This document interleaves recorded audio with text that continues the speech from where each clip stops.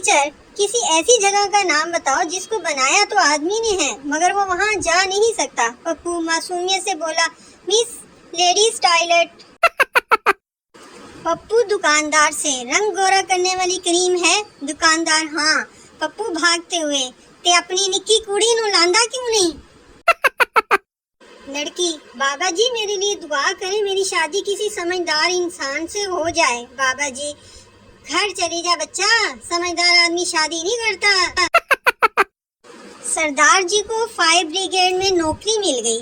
नौकरी के दूसरे दिन लड़की ने कॉल किया, हेलो, मेरे घर पर आग लग गई है। सरदार, आपने पानी डाला? लड़की, हाँ, मगर आग बुझी नहीं। सरदार, फिर हमने आकर कौन सी पेप्सी डालनी है, हमने आकर पानी तो डालना है। पप्पू, आज मेरा दोस्त घर आ रहा है, मेरे सारे खिलौने छुपा दे।